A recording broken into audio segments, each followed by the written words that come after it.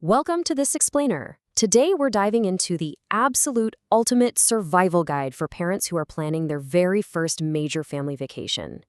If you're stepping into the arena of family travel for the first time, you already know the stakes feel incredibly high. And honestly, getting your home base right, well, that's half the battle. I want you to picture this.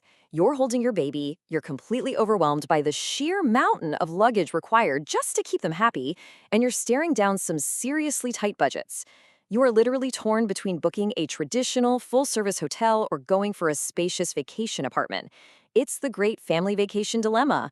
Making the wrong choice on that inaugural trip can lead to some exhausted parents. But hey, don't worry, we're going to break it all down for you right now. Here's our roadmap for today. Number 1, the first vacation dilemma.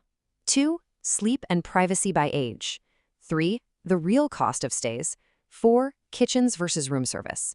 5, location, safety, and services. And finally, 6, choosing your perfect stay. Let's jump right into Section 1, the first vacation dilemma.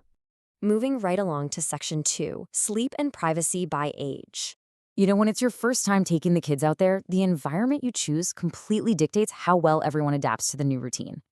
Let's look at the actual footprint of where you'll be sleeping. Standard hotel rooms kind of force you into one single shared space. You're often relying on cramped rollaway beds, super uncomfortable sofa beds, or even having the kids share adult beds. Whereas apartments, they consistently offer separate bedrooms with actual proper beds. That means your toddler won't accidentally kick your teenager all night long. And for larger families, sure, hotels offer connecting rooms, but you're essentially paying double for that. Apartments provide those dedicated rooms at a fraction of the cost. I mean, it is the ultimate parent trap, right? If you're all stuck in one hotel room, your night ends exactly when the baby's night ends. Hotels can make adult time nearly impossible without literally hiding in the bathroom just to have a normal conversation or make a phone call. Because, let's be real, age changes absolutely everything when it comes to sleep. Look at toddlers. They need a quiet, dedicated space for that early bedtime. A separate room means you aren't tiptoeing around in the dark at 7 p.m. And teens, they crave independence. They desperately need a place to listen to music or video chat with their friends back home without feeling suffocated, which, trust me, significantly reduces family tension.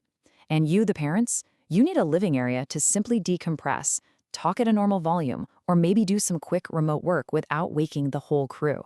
Apartments provide this physical separation, which is an absolute lifesaver. It totally prevents that dreaded cabin fever, especially on rainy days when you're stuck inside. Or, hey, if someone gets sick on the trip, which totally happens, they have a quiet room to rest in, while the healthy family members can still hang out in the living room and actually enjoy their vacation. Okay, so we've solved the sleep puzzle and figured out how to give everyone their own space. But I know what you're thinking. You're probably anxious about the budget. After all, those extra rooms must cost a fortune, right? Let's take a look. That brings us to Section 3, the real cost of stays. So the advertised nightly rate is rarely the whole story. Hotels often flash these lower nightly rates, but then they inflate your budget by 20 to 40%. You're looking at $25 to $50 a night just in resort fees, plus maybe another $15 to $30 daily for parking.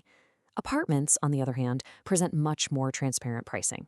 Yeah, okay, you might pay a $50 to $150 upfront cleaning fee, but the daily rates usually include your Wi-Fi and your parking.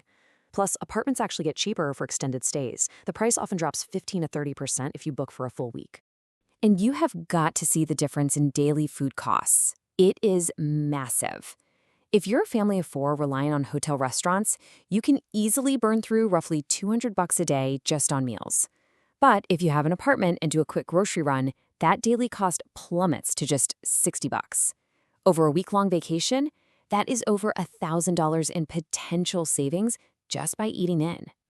Which naturally leads us to ask a very real question.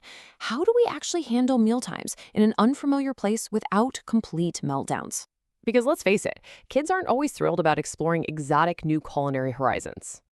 Let's dig into that in Section 4, kitchens versus room service. Having a kitchen might just be your absolute best strategy for stress-free family meals. An apartment kitchen allows you to recreate a familiar, simple pasta dish for picky eaters who just want a taste of home. It lets you safely manage any dietary restrictions or food allergies without crossing your fingers and hoping for the best at a restaurant. You can keep a full-sized fridge stocked for constantly hungry teenagers instead of relying on tiny, overpriced mini bars. And best of all, There is absolutely zero pressure to force your kid to finish a $20 restaurant meal they suddenly decided they hate. But beyond food and sleep, you might be wondering about the day-to-day realities of logistics and chores. Because look, if you're cooking and living in a space, messes happen. Let's explore that in Section 5, Location, Safety, and Services. Location honestly changes everything, including who is holding the broom at the end of the day. Hotels generally offer really great security and smooth, well-maintained sidewalks that are just perfect for pushing strollers around. Apartments, however, immerse you in authentic local communities. You get to visit real neighborhood playgrounds and experience the local culture, though you definitely need to double-check local safety ratings and read reviews since you won't have a 24/7 security guard at the front door. And when unexpected needs strike, residential neighborhoods often win out. If you suddenly need diapers at 9 p.m. or your kid spikes a fever, local pharmacies and full grocery stores near apartments offer competitive prices and extended hours. In a typical hotel district, you're often stuck with overpriced, tourist-focused convenience shops or really expensive tourist clinics. But when it comes to the mess inside your room, you got a big choice to make. You have to weigh the incredible peace of mind of a hotel's daily housekeeping. I mean, coming back to made beds and fresh towels is wonderful, right?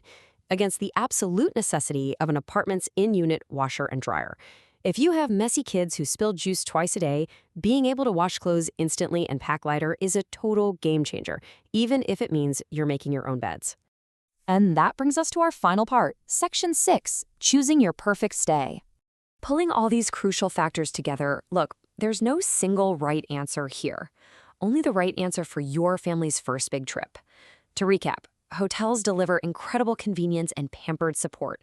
You get daily cleaning, 24/7 maintenance if the AC breaks, and you're right next to the major tourist spots.